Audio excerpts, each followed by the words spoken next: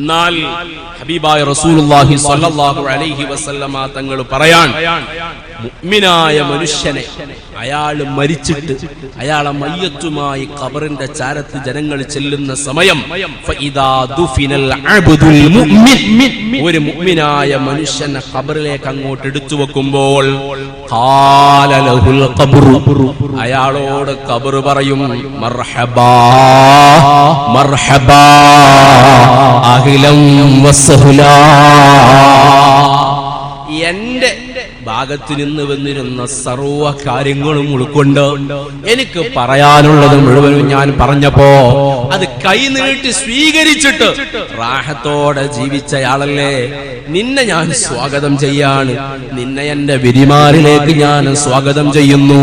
മോനെ, ഭൂമി ലോകത്ത് നീ ജീവിക്കുന്ന സമയത്ത് നല്ല നിലക്ക് ജീവിച്ച ആളല്ലേ, എല്ലാം സമ്പാദിച്ചു വെച്ചവനല്ലേ, ഇന്ന് നീ എന്റെ അടുക്കൽ വന്നിട്ടുണ്ടെങ്കിൽ എനിക്ക് പറയാനുള്ളത് ഇന്ന് മുതൽ നിന്റെ കാര്യം ഞാൻ ഏറ്റെടുത്തിട്ടുണ്ട്. അവർ പറയും ഇന്ന് മുതൽ നിന്റെ കാര്യങ്ങൾ മുഴുവനും ഞാൻ ഏറ്റെടുത്തിട്ടുണ്ട്. അതുകൊണ്ട് എന്തൊക്കെയാണ് എനിക്ക് നിനക്ക് സമ്മാനമായി തരാനുള്ളത് എന്ന് നിനക്ക് ഇപ്പോൾ മുതൽ അനുഭവിക്കാൻ കഴിയും, നീ അത് ആസ്വദിച്ചോ എന്ന് ഖബർ അയാളോട് പറയുമെന്ന് സയ്യിദുനാ റസൂലുള്ളാഹി.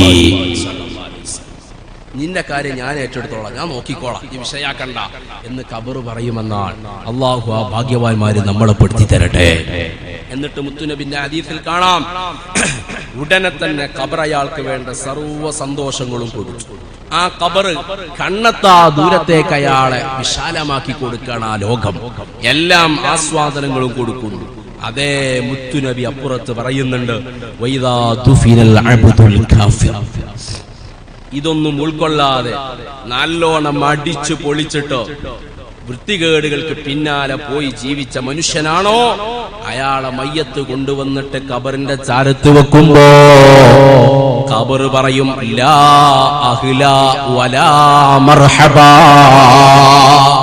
ഒരു സന്തോഷമില്ല, ഒരു സ്വാഗതവുമില്ല. വേണമെങ്കിൽ ഇങ്ങോട്ട് കയറിക്കോ, വേണമെങ്കിൽ ഇങ്ങോട്ട് കയറിക്കോ, നീ ആയിരുന്നു മോനെ. അമാ ഇൻ കുന്ത ലഅബ്ഗള മൻ യംശി അലാ വഹരി.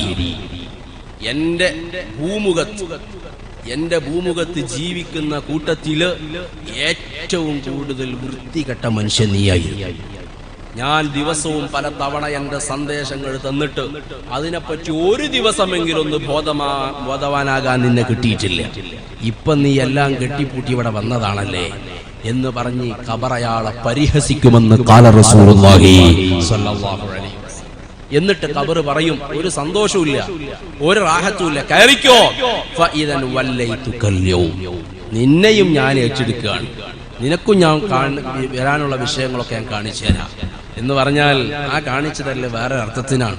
ഉമ്മ പറയണേ കേൾക്കാതെ വീട്ടിൽ നിന്ന് പുറത്തേക്ക് ഓടുന്ന കുട്ടിനോട് ഉമ്മ പറയാം അനക്ക് ഞാൻ കാട്ടിത്തരാന്ന് പറയും. ആ കാട്ടിത്തരൽ ഒരു സുഖമുള്ള വർത്താനല്ലല്ലോ. അതാണ് ഖബറിന്റെ വർത്താനം. ഞാൻ നിനക്ക് കാണിച്ചു തരാം, നിന്റെ കാര്യം ഞാൻ ഏറ്റെടുത്തിട്ടുണ്ടോ, നിന്നെ ഏത് രൂപത്തിൽ കാട്ടിത്തരണമെന്ന്, ഏത് രൂപത്തിൽ നിന്നെ കൊണ്ടുപോകണമെന്ന് ഞാൻ കാണിച്ചു തരാം. അതുകൊണ്ട് എനിക്ക് എന്തൊക്കെ ചെയ്യാനുണ്ടെന്ന് നീ കണ്ടോ, ഈ നിമിഷം മുതൽ നീ അനുഭവിക്കേണ്ടി വരുമെന്ന് ഖബർ പറയുമെന്ന് സയ്യിദുനാ റസൂലുള്ളാഹി.